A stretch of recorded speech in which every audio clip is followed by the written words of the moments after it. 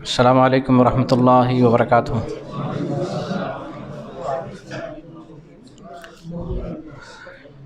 الحمد للہ رب العالمین والعاقبۃ للمتقین والصلاة والسلام علی سید الانبیاء والمرسلین ومن تبعهم بإحسان الی یوم الدین، اما بعد۔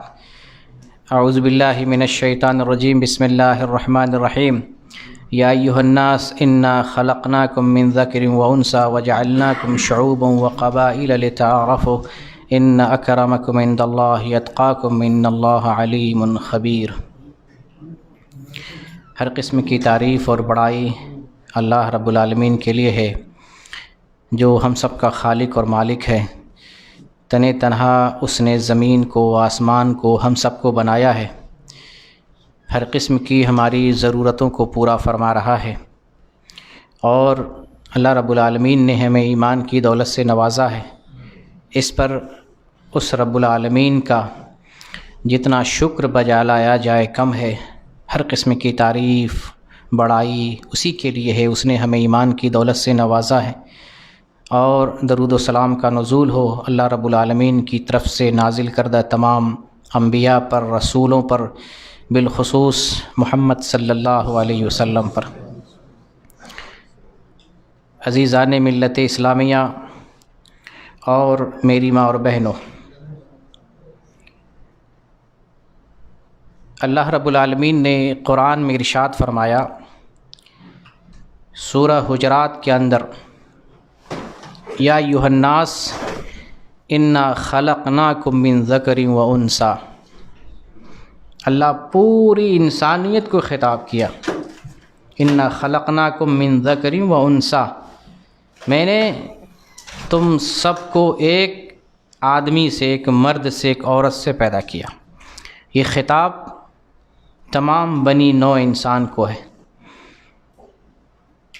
پوری اولاد آدم کو یہ خطاب اللہ رب العالمین کر رہا ہے، ہم نے تم کو ایک مرد اور ایک عورت سے پیدا کیا۔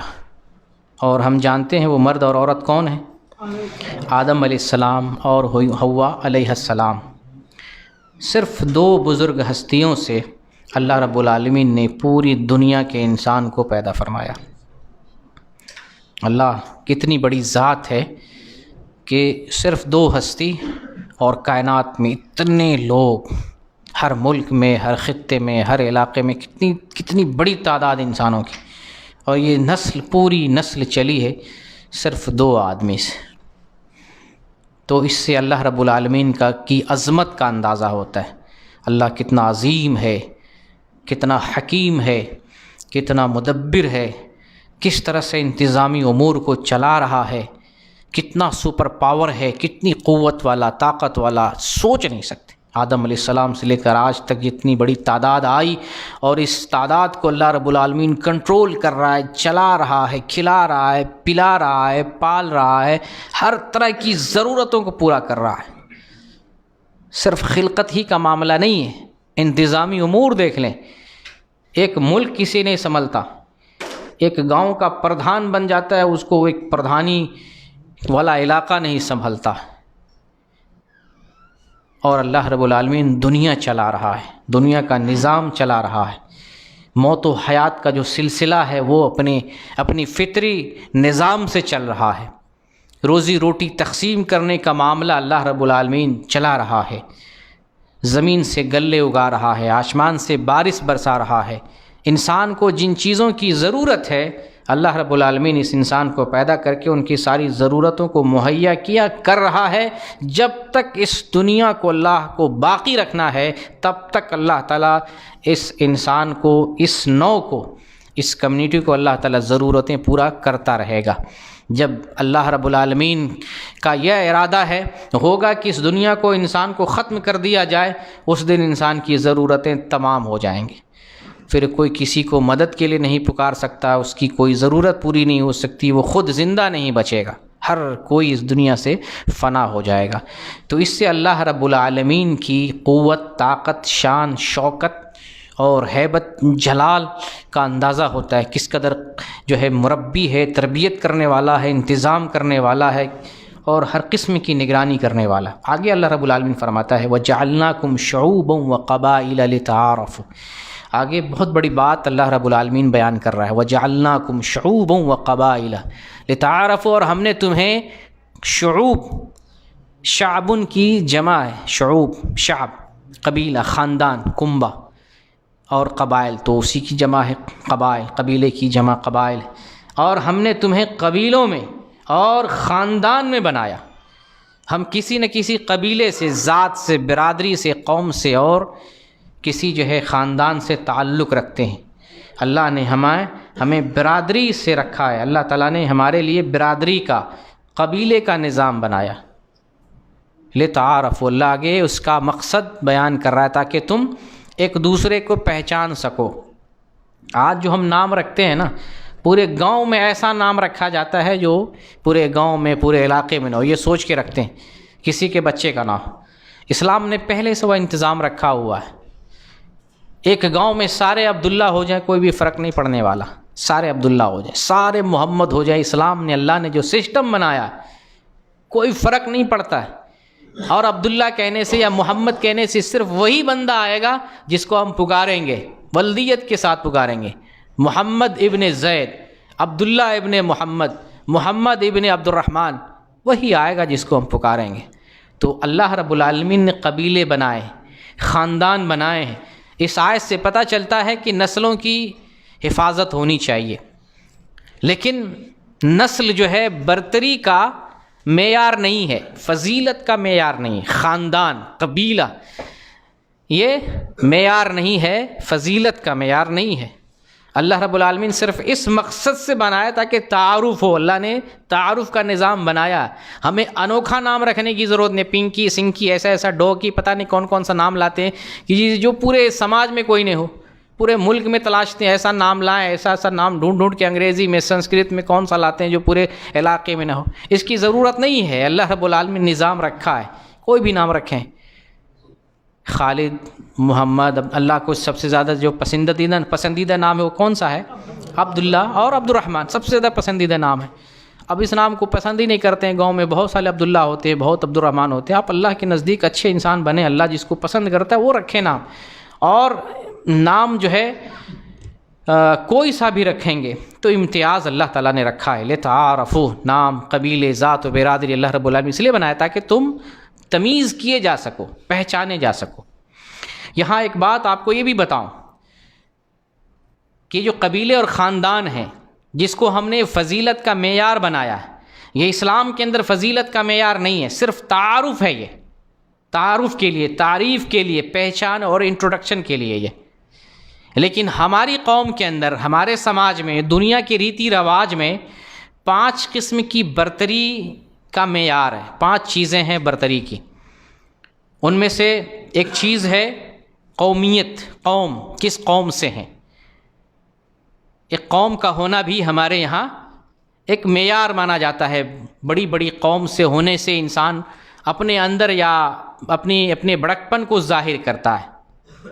اور اسی طریقے سے وطن کا ہونا، کسی وطن سے، فلاں وطن سے ہیں، فلاں ملک سے ہیں، وطنیت کو بھی لوگ معیار فضیلت مانتے ہیں۔ اسی طریقے سے ایک ہے نسل کا، کس نسل سے ہیں، فلاں نسل سے ہیں، صدیقی ہیں، ہاشمی ہیں، سادات سے ہیں، قریشی ہیں، یا جو ہے فاروقی ہیں، یا اور کسی خاندان سے۔ نسل کو لوگ برتری کا معیار سمجھتے ہیں، یہ تیسری چیز ہے۔ اور چوتھی چیز ہے رنگ کو بھی معیار سمجھا جاتا، بڑے ہونے کا رنگ۔ جیسے آپ ویسٹرن میں جائیں گے تو گورے کالوں پہ فخر کرتے ہیں کہ ہم گورے ہیں، حتیٰ کہ میں نے پڑھا ہے، میں نے دیکھا تو نہیں ہے، پڑھا ہے کہ کالوں کے چلنے کے لیے راستہ بھی الگ بنا دیا تھا، کالے لوگ اس راستے سے چلیں گے، اس راستے ہمارے راستے سے وہ نہیں چلیں گے. تو رنگ کو بھی فضیلت کا معیار بنایا جاتا ہے. تو صرف ویسٹرن کی یہ بات نہیں، ہمارے سماج میں بھی ہے. جب ہم شادی کرتے ہیں تو کیا دیکھتے ہیں؟ رنگ دیکھتے ہیں. تو ہم نے رنگ کو کیا مانا؟ ہم نے رنگ کو معیار بنایا شادی کے اندر. ایسا نہیں کہ صرف غیر مذہب ہی اس طرح کا کام کرتے ہیں، ہماری اکثریت بھی اسی راہ پر ہے. ہم رنگ کو امتیاز، فضیلت، پہچان اور اونچائی کا معیار سمجھتے ہیں. یہ چوتھی چیز ہے. اور پانچویں چیز ہے زبان. جیسے کوئی انگریزی بولنے والا ہمارے درمیان آ جاتا ہے، مرعوب ہو جاتے، ڈر جاتے. یہ انگریزی بولنے والا، یہ اسپین کی زبان بولنے والا. تو یہ فخر کی چیز نہیں. یہ جو 5 چیزیں میں نے بتایا، جو لوگ فخر کی چیز سمجھتے ہیں، فضیلت کی چیز سمجھتے ہیں، قومیت کا ہونا، وطنیت کا ہونا، نسل کا ہونا، رنگ کا ہونا یا زبان کا ہونا، یہ 5 ایک طرح سے جو ہے یہ اصنام ہیں، بت ہیں. اسلام نے ان کو فضیلت کا معیار نہیں بخشا ہے. یہ پہچان ہو سکتی فلاں کالا ہے، گورا ہے، لیکن اللہ کی نظر میں کسی قوم سے ہو، کسی رنگ سے ہو، کسی نسل سے ہو، کسی خاندان سے ہو، سب برابر ہیں. اللہ کی نظر میں سارے لوگ برابر ہیں. ان میں اللہ کوئی فرق نہیں کرتا ہے کہ وہ کس رنگ سے ہے، کس ڈھنگ کا ہے، کس ذات کا ہے، کس برادری کا ہے. جب اللہ فرق کرتا ہے تو آگے اللہ اس کی بات بتا رہا ہے. وہی معیار فضیلت ہے جس کو اللہ تعالیٰ آگے بیان کر رہا ہے. ان اکرمکم عند اللہ اتقاکم، بے شک اللہ کے نزدیک سب سے معزز، سب سے زیادہ فضیلت والا، سب سے زیادہ امتیاز والا، سب سے زیادہ اونچا محترم انسان وہ ہے جو سب سے زیادہ اللہ تعالیٰ سے ڈرنے والا ہے. گئی قومیت، گئی وطنیت، گئی نسل، گئی رنگ گیا اور زبان گئی. یہ 5 جو اصنام ہے اللہ کے نزدیک معیار ہی نہیں، جس کو ہم نے معیار بنایا. ہم سب اس کو معیار بناتے ہیں. شادی میں دولت دیکھتے ہیں، رنگ دیکھتے ہیں، خاندان دیکھتے ہیں، قومیت بھی دیکھی جاتی ہے، برادری دیکھی جاتی ہے، حسب و نسب دیکھا جاتا ہے. ہم بھی اس کو مانتے، جبکہ ہم مسلمان ہونے کی حیثیت سے اس کو مانتے ہی نہیں. غیر مانے ان کا تو کوئی مذہب کا مسئلہ ہی نہیں ہو، تو صحیح دین پر ہے ہی نہیں. وہ اگر مان رہے ہیں، امریکن مان رہے ہیں، یہودی مان رہے ہیں، عیسائی مان رہے ہیں، کوئی فرق نہیں پڑنے والا. لیکن ہم بھی اگر اس کو معیار فضیلت مانتے ہیں تو سوچنے والی بات ہے، افسوس کی بات ہے. ہم نے معیار فضیلت اگر غیروں کے اعتبار سے متعین کیا ہے تو پھر ہمارے اوپر حیرت ہے، افسوس ہے، اصلاح کرنے کی ضرورت ہے. ہم معیار فضیلت وہی بنائیں جو اللہ نے معیار فضیلت بنایا. اور اللہ نے معیار فضیلت کیا بنایا؟ ان اکرمکم عند اللہ اتقاکم، بے شک اللہ کے نزدیک فضیلت والا، مکرم اور محترم وہ ہے جو تقوی والا ہے، جو سب سے زیادہ ڈرنے والا، متقی اور پرہیزگار ہے. اس آیت کو سمجھنے کی ضرورت ہے. ان سب کو سمجھنے کی ضرورت ہے جو فضیلت کا معیار کچھ اور بناتے ہیں. میں تو پٹھان ہوں، میں تو خان ہوں، میں تو چودھری ہوں، میں تو ہاشمی ہوں، میں تو سادات قبیلے سے ہوں، میں تو جو ہے زکوٰۃ لینے والا نہیں ہوں، میرے اوپر تو صدقہ حرام ہے. کوئی فرق نہیں پڑتا آپ کس قوم سے ہیں، کس رنگ سے. فرق پڑے گا جب آپ وہ معیار بنائیں گے جو اللہ نے معیار بنایا ہے، تو اللہ کے نزدیک بڑے مکرم بنیں گے، متقی بنے، پرہیزگار بنے، تو اللہ کے نزدیک آپ فضیلت والے ہیں، محترم ہیں اور عظیم انسان ہیں. ان اللہ علیم خبیر، بے شک اللہ تعالیٰ جاننے والا اور خبر رکھنے والا ہے. بڑی عظیم آیت ہے. اس آیت کو ہمیں نظروں کے سامنے رکھنا ہے. اس آیت کو نظر کے سامنے رکھتے ہیں، سمجھتے ہیں، بوجھتے ہیں تو ہمیشہ یہ احساس جگائے گا کہ ہم فضیلت والا کام کریں. ہم وہ کام کریں جس سے انسان کا مرتبہ رتبہ اللہ کے نزدیک بلند ہوتا ہے. انسان نے جس چیز کو مرتبہ بڑھانے کے لیے، رتبہ بلند کرنے کے لیے جو معیار بنا رکھا ہے، در حقیقت وہ معیار اللہ کے نزدیک نہیں ہے. اور ہم تو اس دنیا کے راہی اور مسافر ہیں، یہاں رہنے کے لیے نہیں آئے ہیں، یہاں سفر کی حیثیت سے ہے، مسافر کی حیثیت سے ہے. جیسا کہ نبی کریم صلی اللہ علیہ وسلم کا فرمان ہے، کن فی الدنیا کأنک غریب او عابر السبیل، کہ تم دنیا میں مسافر کی طرح زندگی گزارو. مسافر جیسے ہمیشہ تیار ہوتا ہے، مسافر کہیں پر کچھ دیر ٹھہرتا ہے. مسافر کی مثال اس لیے دی گئی کہ مسافر سفر میں ہوتا ہے، کہیں ٹھہرتا ہے تو کچھ دیر کے لیے ٹھہرتا ہے، وہ چلتے رہتا ہے، ہم چل رہے ہیں، سفر کر رہے ہیں، اور ہمارا یہ دنیا کا سفر اس وقت اینڈ ہو جائے گا، ختم ہو جائے گا جس وقت آنکھ بند ہو جاتی ہے، موت کا فرشتہ پیغام اجل لے کر ہمارے پاس آ جاتا ہے، روح قبض کر لی جاتی ہے، ہمارے زندگانی کا وہ سفر اس دن ختم ہو جاتا ہے، بند ہو جاتا ہے۔ تو ہم راہی، آخرت کے سفر کے راہی اور مسافر ہیں، چل رہے ہیں، مسلسل چل رہے ہیں۔ تو ایمان کے اعتبار سے، تقویٰ کے اعتبار سے، فضیلت اور معیار کی جو چیز ہے اس اعتبار سے لیس ہو کر ہمیں تیار رہنا ہے۔ نہ جانے کب موت کا فرشتہ آ جائے، نہ جانے کب ہم اس دنیا سے رخصت ہو جائیں، موت کا پروانہ ہمیں تھما دیا جائے اور اس دنیا سے ختم ہو جائے۔ تو ہمیں تیار رہنا چاہیے عمل کے اعتبار سے، دین کے اعتبار سے، اور توشہ آخرت کے اعتبار سے، اور فضیلت کی جو چیز اللہ نے قرار دی، پرہیزگاری و تقویٰ، اس چیز کو سنبھالتے ہوئے، ہاتھ میں رکھتے ہوئے، ساتھ میں رکھتے ہوئے ہمیشہ تیار رہنا چاہیے۔ دیکھیں یہ جو حدیث آیت پیش کی ہے، اس آیت کے تعلق سے ایک عظیم حدیث بھی ہے جو مسند احمد کے اندر ہے، 23,489 نمبر کی۔ شیخ البانی نے اس حدیث کو صحیح لغیر ہی قرار دیا ہے صحیح الترغیب کے اندر، اور صحیح الترغیب کے اندر جو حدیث نمبر ہے وہ 2964 نمبر کی۔ آپ صلی اللہ علیہ وسلم ارشاد فرماتے ہیں، یا ایھا الناس، سیم وہی خطاب جیسے اللہ تعالیٰ نے فرمایا، یا ایھا الناس انا خلقناکم من ذکر و انثی، اے انسان ہم نے تم سب کو ایک مرد ایک عورت سے پیدا کیا۔ سیم اسی طرح سے محمد صلی اللہ علیہ وسلم خطاب کرتے ہیں اپنی امت کو، یا ایھا الناس، اے لوگو۔ اور یہ خطاب نبی صلی اللہ علیہ وسلم نے کب؟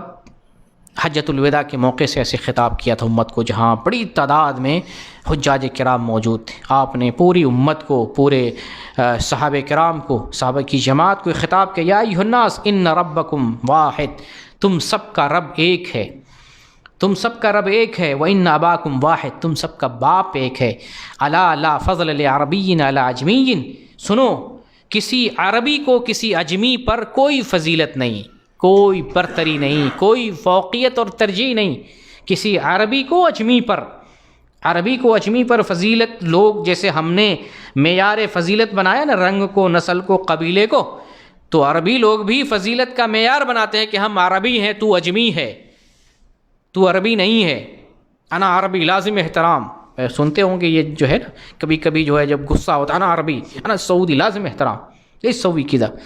تو یہ فضیلت کا معیار نہیں ہے عربی ہونا۔ یہ آپ صلی اللہ علیہ وسلم کا اعلان ہے پوری انسانیت کے لیے، یہ خطاب صرف عربیوں کو نہیں کیا گیا، پوری انسانیت کو آپ صلی اللہ علیہ وسلم نے خطاب کیا، یا ایھا الناس، اے لوگو سنو تم سب کا رب ایک ہے، تم سب کا باپ ایک ہے، سنو کسی عربی کو کسی اجمی پر کوئی فضیلت نہیں۔ عربی اور اجمی آپ سمجھتے ہیں، عرب کنٹری کے رہنے والے، عربی زبان بولنے والے عربی ہیں، عرب کے علاوہ جو دوسرے قوم والے ہیں ان کو اجمی کہا جاتا ہے، عجم ایک طرح سے، یعنی جو عربی نہیں جانتے ہیں ان لوگوں کو خطاب کیا گیا۔ تو عربی کو اجمی پر کوئی فضیلت نہیں ہے۔ آگے آپ فرماتے ہیں وَلَا لِعَجْمِيٍّ عَلَىٰ عَرَبِيٍّ، کسی اجمی کو بھی عربی پر کوئی فضیلت اور فوقیت نہیں ہے۔ کوئی اجمی آدمی پیسے والا ہو جائے، دولت والا ہو جائے، بڑے خاندان والا ہو جائے، رنگ و نسل والا ہو جائے، بڑی قوم کا ہو جائے، بڑے جو سپر پاور جیسے امریکہ ہے، برطانیہ ہے، اپنے آپ کو تاناشاہ، اس آج کے زمانے کا جو ہے سپر پاور اپنے آپ کو سمجھتا ہے، اس ایسے کنٹری میں پیدا ہوا ہے، کوئی فوقیت فضیلت نہیں ہے۔ کسی اجمی کو بھی کسی عربی پر کوئی فضیلت نہیں۔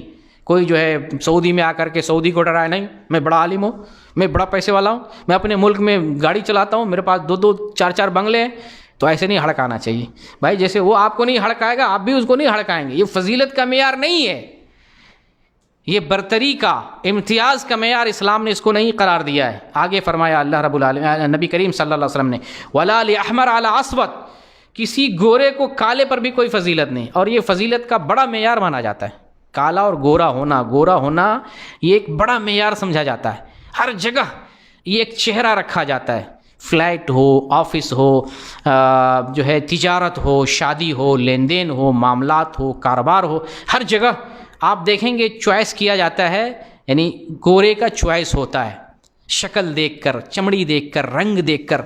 یہ برتری تو ہر ادارے میں نافذ کی جاتی ہے، ہر جگہ اس برتری کو لایا جاتا ہے، بلکہ کہیں کہیں تو اعلان میں بھی نوکری کے لیے جو اعلان ایڈورٹائز نکلتا ہے وہاں اعلان کیا جاتا ہے گورا چاہیے یا گوری چاہیے. یعنی یہ اپوائنٹمنٹ کرنے کے لیے معیار ہے کہ آپ کوالٹی دیکھیں گے, آپ میرٹ دیکھیں گے, آپ صلاحیت دیکھیں گے. یہ معیار ہے. صلاحیت کیا ہے, اس کے پاس خوبیاں کیا ہیں, اس کے پاس کرنے کی طاقت اور چھمتا کیا ہے, آپ کو وہ دیکھنا ہے, خواہ کسی بھی رنگ کا ہو, کسی بھی شکل کا ہو. لیکن یہ معیار ہر جگہ ہر ادارے میں برتا جاتا ہے. تو اس سے نصیحت لینا ہے مسلمانوں کو. ہم لوگوں کو یہ دین ہمیں سبق دے رہا ہے, ہمیں جو بتا رہا ہے نبی صلی اللہ علیہ وسلم فرما رہے ہیں, ارشاد فرما رہے ہیں, تو یہ نہیں کہ سن لیں اور اس کو جو ہے ہوا منصورہ اس کو بکھیر دیں دھول اور ذرات کی طرح. سن رہے ہیں تو اس کو برتنا ہے, اور انشاءاللہ امید یہ جو ہے تہیہ کریں, یہ ارادہ کریں, انشاءاللہ ہم اپنی زندگی میں یہ امتیاز نہیں لائیں گے. شادی میں ہو, کاروبار میں ہو, نوکری میں ہو, لین دین میں ہو, معاملات میں, کسی چیز میں رنگ کو معیار نہیں بنائیں گے, کوالٹی کو, خوبی کو, صلاحیت کو معیار بنائیں گے. کسی بھی گورے کو کالے پر کوئی فضیلت نہیں.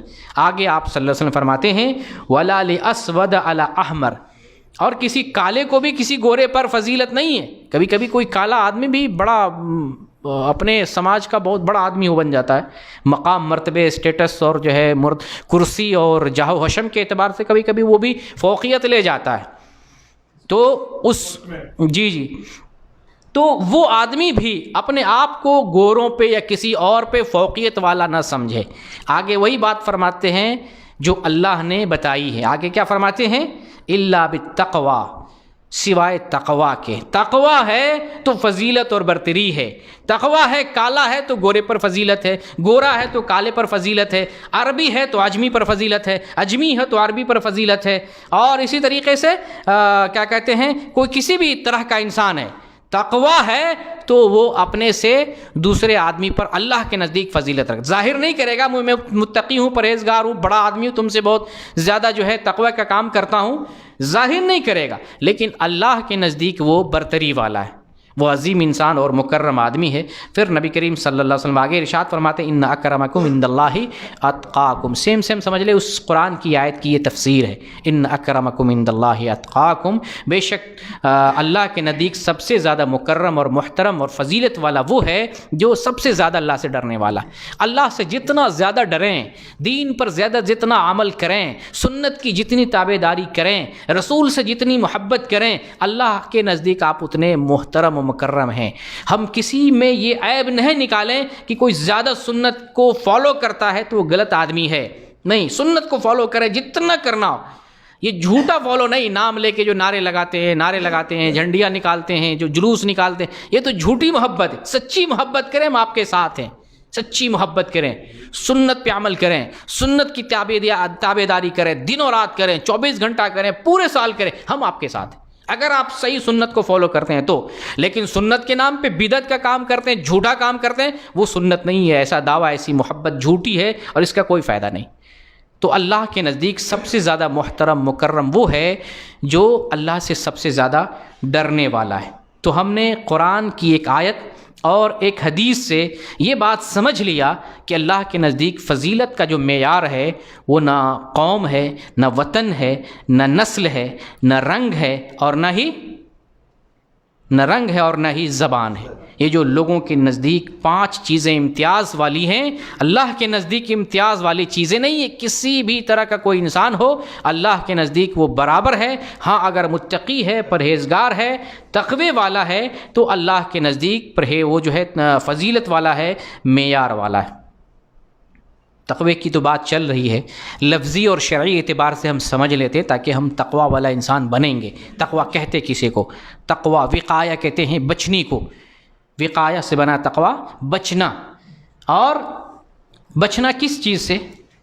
بچنا ہے اللہ کے احکام پر عمل کرتے ہوئے اور اللہ کی نافرمانی سے بچتے ہوئے اللہ کے غصہ سے, اللہ کے غیظ و غضب سے بچنا. یہ تقوی سمجھ لیں. اللہ کی اطاعت بھی کرنی ہے ایک طرف, اور اللہ کی نافرمانی بھی, اس سے بھی بچنا ہے. اللہ کی اطاعت کرتے ہوئے اور اس کی نافرمانی سے بچتے ہوئے اللہ کی غیظ و غضب سے بچنا, بچتے رہنا, اس کا نام تقوی ہے. اس کا نام تقوی ہے. چنانچہ اس سلسلے میں ایک قول بتاتا ہوں آپ کو. حضرت عمر رضی اللہ تعالیٰ عنہ جو خلیفہ ثانی ہیں، وہ حضرت ابی رضی اللہ تعالیٰ عنہ سے پوچھتے ہیں تقویٰ کیا ہے. آپ کو تقویٰ سمجھنا ہے، تقویٰ سمجھ لیں گے تو اسے اپنے اندر پیدا کرنے کی کوشش کریں گے. تو حضرت ابی کہتے ہیں، حضرت کعب کہتے ہیں، کعب رضی اللہ تعالیٰ عنہ، کہ کیا آپ کا گزر کبھی کانٹے دار راستوں سے ہوا ہے، کانٹے والے راستوں پر سے؟ تو وہ کہتے ہیں ہاں میرا گزر ہوا ہے کانٹے والے راستوں پر سے. تو پھر حضرت کعب کہتے ہیں کہ آپ کانٹوں والے راستے پر کیسے چلتے ہیں، چلنے کا انداز کیا ہوتا ہے؟ تو وہ کہتے ہیں کانٹوں والے راستے پر ہم اپنے کپڑے کو بچا کے چلتے ہیں تاکہ کپڑا نہ پھٹ جائے، کپڑا تار تار نہ ہو جائے. تو حضرت کعب رضی اللہ تعالیٰ عنہ کہتے ہیں کہ ٹھیک یہی معاملہ تقویٰ کا ہے. انسان اللہ کی نافرمانی سے بچتے ہوئے اپنی زندگی گزارے، یہ تقویٰ ہے. نافرمانی سے بچتے ہوئے چلے، نافرمانی سے بچ گئے. دین پر عمل نہیں کرنا یہ بھی تقویٰ ہے، برائی سے بچنا یہ بھی تقویٰ ہے، دین پر عمل کرنا یہ تقویٰ ہے، اور اگر دین پر عمل نہیں کرتے ہیں تو یہ بھی نافرمانی میں داخل ہے. تو ایک انسان اللہ رب العالمین کی نافرمانی اور گناہوں سے بچتے ہوئے زندگی گزارے، یہ تقویٰ ہے. عربی کا ایک شعر سناتا ہوں، پھر مزید اس کی وضاحت ہو جائے گی. ایک عربی شاعر کہتا ہے خل الذنوب صغیرہا و کبیرہا ذاک التقیٰ. آپ چھوٹے بڑے تمام گناہ کو چھوڑ دیں، یہی تقویٰ ہے. متقی بننا ہے نا، چھوٹے بڑے تمام قسم کے گناہوں کو چھوڑ دیں. خل الذنوب صغیرہا و کبیرہا ذاک التقیٰ، یہ تقویٰ ہے. چھوٹے بڑے تمام گناہوں کو چھوڑ دیں. وَاصْنَعْ كَمَاشٍ فَوْقَ أَرْضِ الشَّوْكِ يَحْذُرُ مَا يَرَى، اور آپ اس انسان کی طرح چلیں جو کانٹے دار راستے پر بچتے ہوئے چلتا ہے، جو کچھ دیکھتا ہے کانٹا ہے، جھاڑی ہے، تکلیف پہنچ سکتی ہے، کپڑے پھٹ سکتے ہیں، ان چیزوں سے بچتے ہوئے جیسے کہ انسان چل رہا ہوتا ہے، آپ بھی اسی طریقے سے چلیں. لا تحقرن صغیرۃ ان الجبال من الحصى، اور آپ گناہ کو چھوٹا نہیں سمجھیں، کسی بھی گناہ کو چھوٹا نہیں سمجھیں، اور سمجھ لیں جان لیں کہ جیسے پہاڑ بنا ہوا چھوٹی چھوٹی کنکری سے پہاڑ بنتا ہے، گناہوں کا یہی معاملہ ہے کہ جب آپ چھوٹے چھوٹے گناہ کرتے ہیں، آپ حقیر اور معمولی سمجھتے ہیں، یہی گناہ کل قیامت میں جب آئیں گے تو پہاڑ کی طرح جو ہے جمع ہوا رہے گا. تو چھوٹے چھوٹے گناہ کو بھی آپ معمولی نہ سمجھیں، اس سے بھی بچتے رہیں. تو تقویٰ نام ہے چھوٹے اور بڑے تمام قسم کے گناہوں سے بچنے کا، یہ تقویٰ ہے. تو آپ نے تقویٰ سمجھا، تقویٰ یہ ہے. تقویٰ معیار فضیلت ہے، یہ بھی آپ کو معلوم ہو گیا، یہ ضروری ہے، اور اس کے بغیر عمل بھی قبول نہیں ہوگا. اچھا، مسلمانی اعتبار سے اب اس کو سمجھتے ہیں، اس کے بغیر عمل بھی قبول نہیں ہوگا. تو اس لیے اب امتیاز برتنا چھوڑیں، فوقیت ظاہر کرنا چھوڑیں، برتری ظاہر کرنا چھوڑیں، عمل بھی قبول نہیں ہوگا. اس لیے یہ مطلوب ہے، عمل میں تقویٰ مطلوب ہے. عمل میں، دین میں تقویٰ مطلوب ہے. تقویٰ نہیں ہے تو اللہ رب العالمین عمل بھی قبول نہیں کرے گا. اللہ رب العالمین سورۃ الحج میں ارشاد فرماتا ہے ان اللہ لن ینال اللہ لحومها ولا دماؤها ولکن ینالہ التقوی منکم، کہ اللہ کے نزدیک تمہاری قربانی کا نہ گوشت پہنچتا ہے نہ خون پہنچتا ہے. کیا پہنچتا ہے؟ تمہارے دلوں کا تقوی پہنچتا ہے. تمہارے دل میں جو تقوی ہے، یا جو تم متقی ہو کر اخلاص کے ساتھ قربانی کرتے ہو، تو وہ اخلاص اور وہ تقوی اللہ کے یہاں پہنچتا ہے. تو اگر قربانی میں بھی اللہ کے یہاں تقوی مطلوب ہے، تو یہی تقوی نماز میں بھی چاہیے، حج میں بھی چاہیے، روزہ میں بھی چاہیے، عمرہ میں بھی چاہیے، نماز میں بھی چاہیے، ہر چیز میں یہ تقوی چاہیے. یہی معیار ہے. شادی کر رہے ہیں تو بھی وہاں بھی تقوی چاہیے. اگر اس بنیاد پہ آپ نے شادی نہیں کی ہے، کل قیامت میں آپ مسئول ہیں، پکڑے جائیں گے، پوچھے جائیں گے. کاروبار میں بھی، ہر معاملے میں دینی اعتبار سے اگر آپ نے تقوی کو اپنا معیار نہیں بنایا تو خیریت نہیں ہے. اس لیے اس بات پر متنبہ ہونے کی ضرورت ہے کہ ہم تقوی کو اپنا معیار بنائیں، تقوی ہی کو اپنی زندگی میں لائیں، تاکہ اللہ کے یہاں ہمارے اعمال جو ہے قبول ہو جائیں. یہ تو قرآن کی آیت تھی. اسی طرح کی ایک حدیث ہے صحیح مسلم میں، نبی کریم صلی اللہ علیہ وسلم ارشاد فرماتے ہیں ان اللہ لا ينظر الى صورکم واموالکم ولکن ينظر الى قلوبکم واعمالکم. اللہ رب العالمین تمہاری شکل کو نہیں دیکھتا، تمہارے مال کو نہیں دیکھتا. آ گئی نا امتیاز والی جن چیزوں چیزوں کو ہم نے اپنی زندگی میں بسا رکھا ہے، نبی صلی اللہ علیہ وسلم کھول کھول کے بیان کر رہے ہیں۔ اللہ ان کو نہیں دیکھتا، اللہ مال کو نہیں دیکھتا، اللہ صورت کو نہیں دیکھتا، اللہ کس کو دیکھتا ہے؟ وَلَٰكِن يَنظُرُ إِلَىٰ قُلُوبِكُمْ وَأَعْمَالِكُمْ، اللہ تعالیٰ دیکھتا ہے، تمہارے دلوں کو دیکھتا ہے اور تمہارے عملوں کو دیکھتا ہے، دل کو اور عمل کو۔ یہاں دیکھتا ہے کس دل سے اور آپ نے کیا کیا ہے، کس دل سے کیا کیا ہے۔ یہاں نیت ہوتی ہے دل میں، بائیں طرف جو دل ہے، یہاں نبی صلی اللہ علیہ وسلم نے 3 مرتبہ اشارہ کیا تھا، التقویٰ ہا ہونا، التقویٰ ہا ہونا، التقویٰ ہا ہونا۔ تقویٰ کا بھی تعلق اسی دل سے ہے، یہیں سے ہم نیت کرتے ہیں اور یہیں سے نیت کرنے کے بعد ہمارے عملوں پر اس کا اثر پڑتا ہے کہ ہم نے کیسی نیت کی ہے۔ اسی طریقے یہاں غلط نیت ہے، غلط کام کرتے ہیں، دھوکے کا کام کرتے ہیں، چوری کا کام کرتے ہیں، گندا کام کرتے ہیں۔ یہاں اچھی نیت ہوتی ہے تو نیک کام ظاہر ہوتا ہے۔ تو اللہ رب العالمین صورت کو اور مال کو نہیں دیکھتا ہے، اللہ رب العالمین دل کو دیکھتا ہے اور عمل کو دیکھتا ہے، دل کو اور عمل کو۔ اور بہت مشہور حدیث ہے، آپ نے سن رکھی ہے، بخاری کی پہلی حدیث، انما الاعمال بالنیات، عملوں کا دار و مدار نیت پر ہے۔ اللہ عمل کو دیکھتا ہے اور عمل کا دار و مدار نیت پہ ہے، گویا کہ نیت اچھی کر کے عمل کرنا ہے اور عمل بھی سنت کے مطابق کرنا ہے، اچھے سے سمجھنا ہے۔ عمل کا دار و مدار نیت پر ہے اور نیت کا تعلق دل سے ہے۔ یہاں دل میں تقویٰ ہونا چاہیے، اخلاص ہونا چاہیے اور عمل سنت کے مطابق ہونا چاہیے، یہ ہم سے مطلوب ہے۔ ایسا ہی عمل قبول ہوتا ہے، اس کے علاوہ کوئی بھی عمل اللہ کے ہاں مقبول نہیں ہوگا، رائے گا اور برباد ہے، ضائع، اس کا کوئی فائدہ نہیں۔ نبی کریم صلی اللہ علیہ وسلم ارشاد فرماتے ہیں، جسم کے اندر ایک ٹکڑا ہے، جو ٹھیک رہا، سلامت رہا، پورا جسم ٹھیک رہتا ہے، اور وہ اگر ٹکڑا خراب ہو جاتا ہے، فاسد ہو جاتا ہے، پورا جسم بگڑ جاتا ہے۔ وہ ٹکڑا کیا ہے؟ الا وہی القلب، وہ دل کا ٹکڑا ہے۔ تو یہی دل پورے جسم کا محور ہے، مرکز اصیل ہے، اس کو صاف رکھنا ہے اور یہاں اچھی نیت کرنی ہے تاکہ اعمال جو ہمارے جسم سے، ہاتھ اور پیر سے صادر ہوں، وہ اعمال اچھے صادر ہوں، سنت کے مطابق جو ہے اعمال صادر ہوں۔ تو تقویٰ کی فضیلت ہم نے جانی کہ یہ معیار فضیلت ہے اور عمل میں مطلوب ہے، اس کا بدلہ بھی اللہ نے بڑا بڑا رکھا ہے۔ تقویٰ کا بدلہ بہت بڑا بدلہ، بلکہ اسی کا تو بدلہ ہے، جس کے پاس یہ نہیں ہے اس کے پاس کوئی فائدہ نہیں ہے، اسی کا بدلہ بڑا بڑا بدلہ ہے۔ قرآن مختصر طور پہ میں 2 چند بدلے آپ کے سامنے اشارہ کرتے ہوئے بیان کرتا ہوں۔ اللہ تعالیٰ نے قرآن فرمایا، ان للمتقین مفازا، بے شک تقویٰ والوں کے لیے کامیابی، تقویٰ والے جن کے پاس تقویٰ ہے وہی کامیاب ہونے والے ہیں۔ ان اللہ یحب المتقین، اللہ تعالیٰ تقویٰ والے کو پسند کرتا ہے۔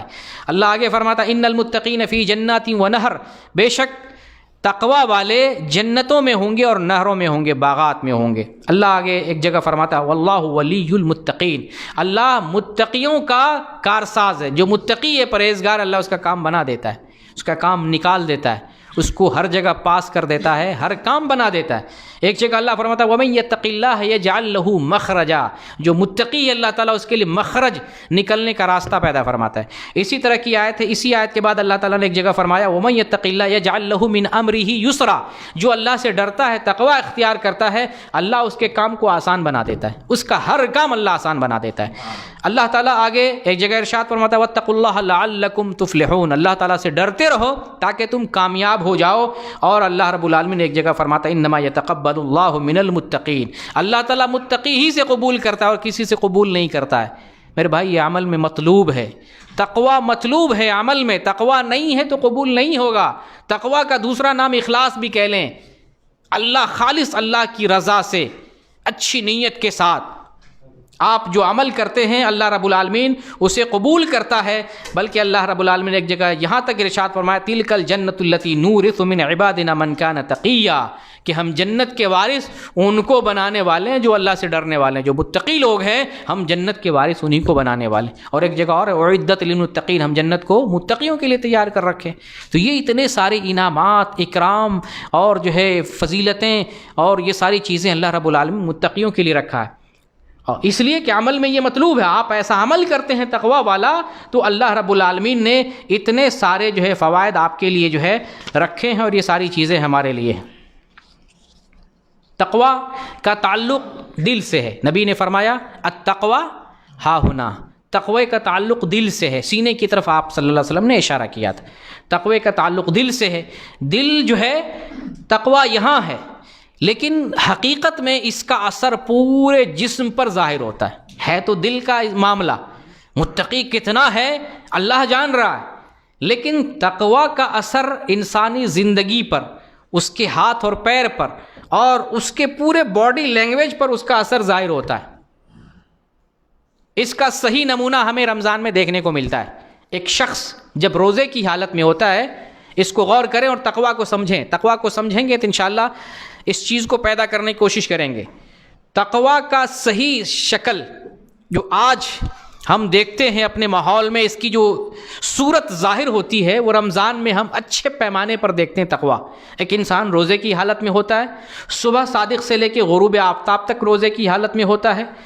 تقوی اس انسان کو بچاتا ہے کہ روزے کی حالت میں نہ کھانا کھانا ہے، نہ پانی پینا ہے، نہ بیوی کے پاس جانا. تقوی بچا رہا ہے. روزے کی حالت میں کھانا پانی دانا سب چیز سے رکنا ہے. یہ تقوی انسان کو روکتا ہے. اور اتنا ہی نہیں روکتا ہے، تقوی اس قدر ہوتا ہے رمضان میں، اس قدر ہوتا ہے رمضان میں کہ نہ چھپ کے فلم دیکھتا ہے، نہ گندی حرکت کرتا ہے، نہ چھپ کے ایسا کرتا ہے، نہ ظاہری طور پر کسی کو گالی دیتا ہے، نہ کسی کو برا بھلا کہتا ہے، نہ لڑائی کرتا ہے، نہ چوری کرتا ہے، نہ ڈکیتی کرتا ہے. روزے کی حالت میں تقوی بڑے پیمانے پر لبریز ہو کر سامنے آتا ہے. یہ تقوی ہے. حتیٰ کہ انسان روزے کی حالت میں یا جو ہے تقوی کے عالم میں کوئی گرا ہوا اسے اٹھاتا ہے، پیاسا ہے پانی دیتا ہے، بھوکا ہے کھانا دیتا ہے، مدد کا محتاج ہے مدد کرتا ہے. یہ تقوی کا صحیح صورت، اس کی صحیح شکل ہمیں رمضان میں دیکھنے کو ملتی ہے. اسی لیے رمضان کو اللہ تعالیٰ نے کس لیے لایا؟ لعلکم تتقون. اسی لیے اللہ تعالیٰ نے رمضان کے لیے، رمضان کا مہینہ ایک مہینے کا کورس لایا، تقوی کا کورس. اور میں کہتا ہوں کہ جو رمضان کو رمضان کی طرح گزارے وہ ولی بن سکتا ہے. رمضان کو رمضان کی طرح ہمارے اسلاف کی طرح گزارے وہ متقی بن سکتا ہے. تقوی کی صحیح صورت، صحیح پہچان رمضان میں نظر آتی. اسی پہچان کو ہمیں باقی رکھنا ہے. اسی وہ جو تقوی ہمیں بچا رہا ہے. رمضان میں گرتے ہوئے کو اٹھانا، روتے ہوئے کو چپ کرانا، بھوکوں کو کھلانا، ضرورت مندوں کی حاجت پوری کرنا، اور پھر اللہ کے خوف سے، برائی سے بچنا، ڈرتے رہنا، نیکی کی طرف جانا، وہ کام نیکی کا کام کرتے رہنا. یہ جو تقوی کا مظہر رمضان میں ظاہر ہوتا ہے، اثر ہمارے بدن پر دیکھنے کو ملتا ہے، یہ باقی رہنا چاہیے. یہ باقی رہنا چاہیے کہ ہم تو مسلمان ہیں نا. تو جیسے جو رمضان کا تقاضا تھا، روزے کا تقاضا تھا، متقی بننا، پرہیزگار بننا، اسلام کا اور مومن کا بھی تو وہی تقاضا ہے نا. اسلام اور ایمان کا بھی تقاضا تو وہی ہے کہ آپ تقوی والا بنیں. تو صرف رمضان میں آپ برائی سے بچ گئے، رمضان کے بعد آپ کا ایمان وہ تقوی پیدا نہیں کر رہا ہے، آپ کا اسلام وہ تقوی پیدا نہیں کر رہا ہے جو تقوی رمضان میں روزے کی حالت میں پیدا ہو رہا تھا. تو آپ کے ایمان میں کمی ہو رہی ہے، نقص ہے آپ کا. وہ اسلام نہیں ہے، وہ ایمان نہیں ہے. تو تقوی کی صحیح صورت ہم رمضان میں دیکھ چکے ہیں. اب آپ کو نظر آ رہا نا تقوی، اب بغیر چشمے کی تقوی نظر آ رہا ہوگا رمضان میں کیسا تقوی تھا. اب وہی تقوی جو سمجھ رہے ہیں، جو رمضان میں ہم نے آنکھوں سے دیکھا ہے، دیکھتے تھے، اس کو اب کنٹینیو کریں، اسی پہ چلیں، اسی کو باقی رکھیں. یہ مطلوب ہے عمل میں، یہ اللہ کے یہاں مطلوب ہے.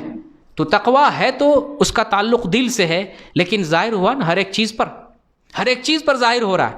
ایک متقی آدمی تقوی دل میں چھپائے ہوا ہے، دل میں رکھے ہوا ہے. اللہ جان رہا ہے کتنا متقی ہے، کتنا ولی ہے، کتنا بڑا ولی ہے، کتنا اللہ سے ڈرنے والا. اللہ جان رہا ہے، اس کا تعلق دل سے.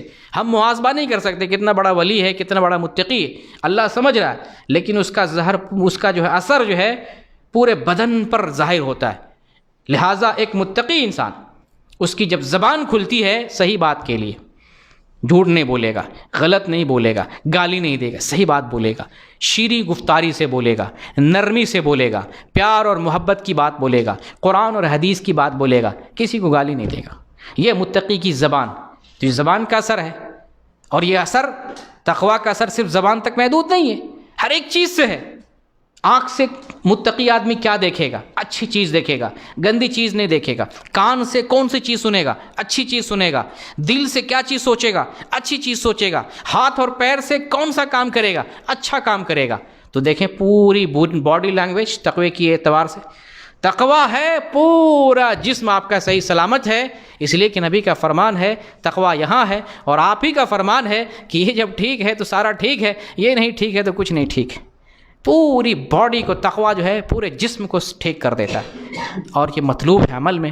لہٰذا میرے بھائی اپنے اندر ہمیں تقوی پیدا کرنے کی ضرورت ہے۔ تقوی کے مظاہر جیسے کہ میں نے مثال دے کے بتایا، رمضان میں اصلی صورت تقوی کی ہم دیکھتے ہیں۔ ہم نے صورت دیکھ لی ہے، اب کسی مولوی سے پوچھنے کی ضرورت نہیں ہے، ہم نے صورت دیکھ لی۔ روزہ میں ہم روزے کی حالت میں کیا کرتے تھے، کیسے چل رہے تھے، وہ صورت بھولنی نہیں چاہیے، وہ شکل، وہ صورت، تقوی کی جو صورت اور تقوی کا جو منظر جو ہم نے دیکھا ہے، جو ہم نے برتا ہے، جو کورس کیا ہے ہم نے، تقوی کا کورس ہم نے 1 مہینے کا کیا ہے، وہ کورس ہمیں چھوڑنا نہیں، اس کورس کو کنٹینیو جاری رکھنا ہے۔ تو تقوی کا مظہر کیا ہے؟ تقوی کا مظہر جیسے ہمارا رشتہ جڑا ہوا تھا مسجدوں سے، 5 وقت نماز کے لیے مسجدوں سے رشتہ جڑا ہوا تھا، ہمارا رشتہ ذکر سے جڑا ہوا تھا، ہمارا رشتہ قرآن سے جڑا ہوا تھا، ہمارا رشتہ غریبوں سے جڑا ہوا تھا، ہمارا رشتہ جو ہے دین سے جڑا ہوا تھا، کتاب سے جڑا ہوا تھا، پڑھنے پڑھانے سے جڑا ہوا تھا، نماز سے جڑا ہوا تھا، روزے سے جڑا ہوا تھا، دینی کاموں سے جڑا ہوا تھا، دعا سے جڑا ہوا تھا، توبہ استغفار سے جڑا ہوا تھا۔ یہ تقوی کا مظہر ہے، یہ مظہر، یہ چیز ظاہر ہونی چاہیے، پتہ لگے ہم ایمان والے ہیں، ہم اسلام والے ہیں، ہم روزہ رکھنے والے ہیں، ہم قرآن و حدیث پر چلنے والے ہیں۔ حضرت علی رضی اللہ تعالیٰ عنہ سے منقول ہے قول تقوی کی تعریف میں۔ تقوی کیا ہے؟ 4 چیزیں ہیں: الخوف من الجلیل، والعمل بالتنزیل، والقناعة بالقلیل، والاستعداد لیوم الرحیل۔ یہ تقوی 4 چیزیں۔ کون سی چیزیں؟ الخوف من الجلیل، جلیل کس کو کہتے ہیں؟ اللہ رب العالمین کو، اللہ سے ڈرنا، جلیل سے ڈرنا، اللہ سے ڈرنا۔ والعمل بالتنزیل، اللہ نے جو نازل کیا ہے تنزیل، اس پر عمل کرنا، یہ تقوی میں داخل ہے۔ بغیر دین پر عمل کیے قبر پہ بیٹھ گئے، الا اللہ الا اللہ، مالا جپ رہے ہیں، مالا جپ رہے، الا اللہ، بڑے ہم ولی ہیں، پہنچ گئے، یہ تقوی نہیں ہے، یہ ناٹک ہے، ڈھونگ ہے۔ دین پر عمل کرنا ہے، اذانیں ہو رہی ہیں، حی علی الصلاۃ، حی علی الفلاح، مجاور بیٹھا ہوا ہے، الا اللہ، یہ تقوی نہیں ہے، یہ امت کو گمراہ کر رہے ہیں، ڈھونگ ہے، یہ ڈھونگ والا تقوی نہیں رچائیں۔ تقوی جسے کہتے ہیں اللہ سے ڈرنا، والعمل بالتنزیل، دین پر عمل کرنا، کسی کو چھٹی نہیں، کوئی ولی، کوئی بابا، کوئی پیر، کوئی غوث، کوئی تو ہو ہی نہیں سکتا ہے غوث، اللہ ہی ہے۔ کوئی بھی انسان، کسی کو نماز سے چھٹی نہیں، روزہ سے چھٹی نہیں، کوئی بھی دین میں مستثنا نہیں ہے، کوئی مستثنا نہیں، اپنے آپ کو مستثنا کرتا۔ ہم پہنچ گئے، نماز معاف ہو گئی، ہم پہنچ گئے، روزہ معاف ہو گیا، ہم عارف باللہ ہو گئے، ہم ذاکر ہو گئے، ہم جو ہے اتنے بڑے اللہ کی ذات میں حلول کر گئے، اللہ کو ہم دیکھ رہے ہیں، اللہ کو پہچان رہے۔ یہ سب جھوٹی باتیں ہیں، بکواس ہے، یہ تقوی نہیں ہے، جھوٹا ناٹک ہے۔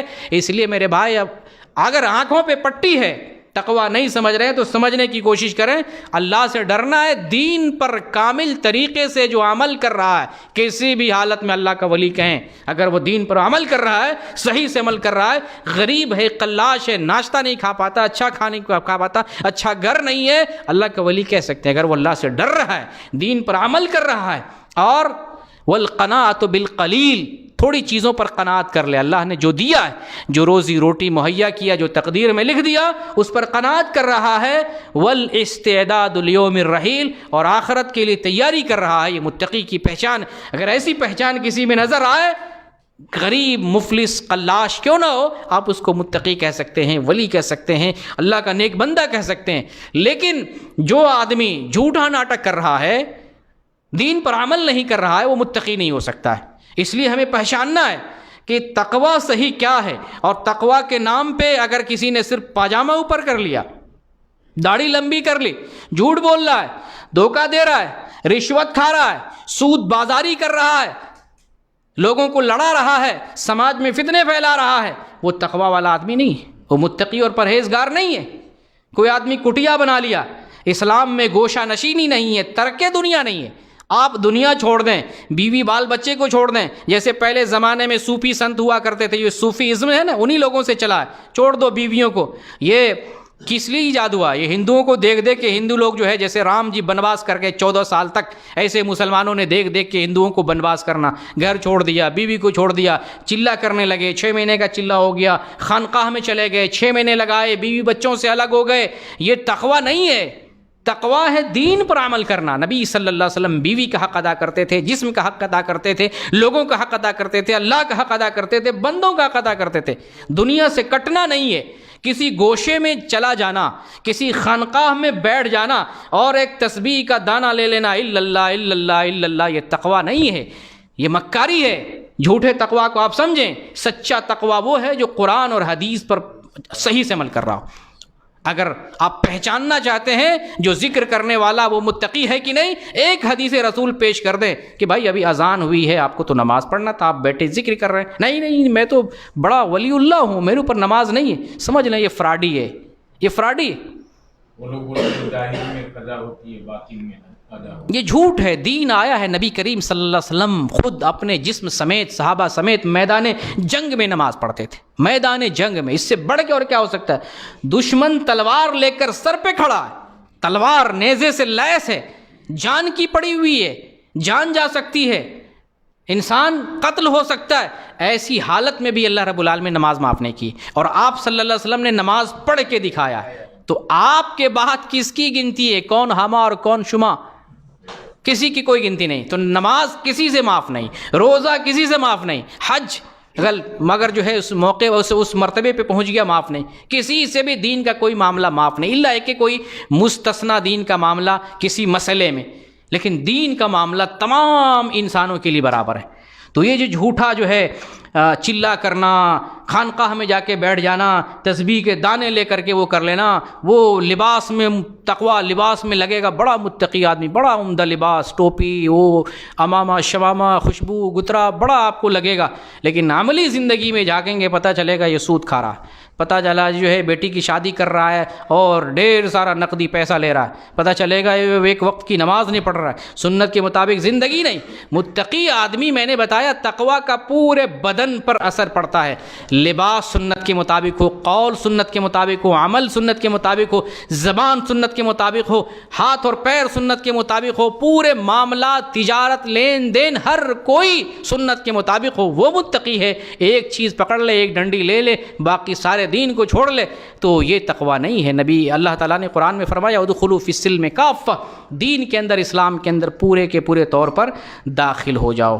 تو یہ جو ہے رمضان جو آیا تھا تقویٰ کے لیے آیا تھا، اسی مناسبت سے میں نے یہ عنوان رکھا تھا کہ رمضان تقویٰ کے لیے آیا ہے اور متقی بنانے کے لیے آیا ہے، اور یہ تقویٰ ہم سے اللہ طلب بھی کر رہا ہے، یہ مطلوب ہے ہمارے عملوں میں، جس کو آج ہم نے جو سمجھا ہے اور رمضان میں ہم نے جو دیکھا ہے، جو برتا ہے، اور جس تقویٰ کے راستے پر ہم چل رہے تھے اسی کو ہم برابر کرتے رہیں، اسی پر چلتے رہیں تو نجات ملے گی۔ جو فضائل اور جو انعامات ہم نے بتائے کہ جو متقی ہے اسی کا عمل قبول ہوگا، جو متقی ہے وہ جنت میں جائے گا، جو متقی ہے اللہ رب العالمین اس کے یہ فضائل اور یہ جو ہے انعامات، یہ اکرام رکھے ہیں۔ جو متقی نہیں ہوگا، جو اللہ کے دین پر عمل کرنے والا نہیں ہوگا، جو اللہ سے خوف کھانے والا نہیں ہوگا، اللہ نہ ایسے لوگوں کے عمل کو قبول کرتا ہے اور نہ ہی ایسے لوگ نجات پانے والے۔ تو میری بات کلیئر ہو گئی، واضح ہو گئی۔ اللہ رب العالمین سے دعا کرتے ہیں اللہ تعالی ہم سب کو اس مجلس میں جو بیٹھے ہیں، جو تقویٰ ہم نے ظاہر کیا رمضان میں، وہی تقویٰ، اسی تقویٰ کے راستے پہ رمضان بھر اور زندگی بھر ہم سب کو جو ہے چلاتے رہا۔ جو لوگ تقویٰ کا جو ہے تقویٰ صحیح سے نہیں سمجھتے ہیں ان کو بھی سمجھنے کی توفیق دے، جو لوگ تقویٰ کے نام پہ غلط کام کر رہے ہیں اللہ تو ہدایت دے۔ ہم ان کے لیے دعا کرتے اللہ ان کو ہدایت دے کہ وہ صحیح راستے پر آئیں، صحیح تقوی کو اختیار کریں۔ بار الہ دین کو ہمیں سمجھنے کی توفیق دے، دین کی جو بات، حق بات ہم تک آ جاتی ہے، ہم سمجھ لیتے ہیں، اللہ ہمیں اس پر عمل کرنے کی بھی توفیق عطا فرما۔ ہم میں سے جو لوگ مسلمان ہو کر بھی اسلام سے بھٹکے ہوئے ہیں، شرک میں مبتلا ہیں، کفر میں مبتلا ہیں، جانے انجانے بدعت کا کام کر رہے ہیں، اے اللہ ان سب مسلمانوں کو ہدایت دے، صحیح اسلام کی طرف پلٹنے اور آنے کی توفیق دے۔ آج اسلام کے نام پر جو مسلمانوں کو توڑنے کی کوشش کی جا رہی ہے، ان لوگوں کو تو ٹھکانے لگا دے. ہم سب لوگوں کی حفاظت فرما, ہم سب لوگوں کو وہی شان, وہی شوکت, وہی غلبہ نصیب فرما جو غلبہ محمد صلی اللہ علیہ وسلم کے زمانے میں تھا, خلفائے راشدین کے زمانے میں تھا. بار اللہ ہم سب کی حفاظت فرما, مسلمان ماں اور بہنوں کی عزت کی حفاظت فرما, اس دین کو سربلندی عطا فرما, ہمارے دین کے اندر توحید کو پیوست کر دے. بار اللہ ہمارے عملوں کے اندر اخلاص پیدا فرما دے, ہماری مشکلوں کو آسان فرما دے. ہم میں سے جو ماں بہنیں دین کے لیے وقت نکال رہی ہیں ان کے مسائل کو بھی حل فرما دے. ہم میں سے جو ذمہ دار جو دین کا کام کر رہے ہیں دین کی وجہ سے ان کے دنیا کے مسائل کو سلجھا دے. اور ہم سب لوگ جو اس مجلس میں آئے ہیں اور دین کے پروگرام کو اور دین کی بات کو سنتے ہیں, دینی مجلسوں کو کامیاب کرنے کی کوشش کرتے ہیں, اے اللہ اس برکت سے ہمارے دنیا کے کام کو آسان بنا دے اور اس برکت سے ہمارے عملوں کو قبول فرما لے اور ہم سب لوگوں کے لیے جنت کا راستہ آسان بنا دے. آمین. وآخر دعوانا ان الحمد للہ رب العالمین. ہمارے بھائی منیر خالد صاحب, ان کے ماموں جان کا انتقال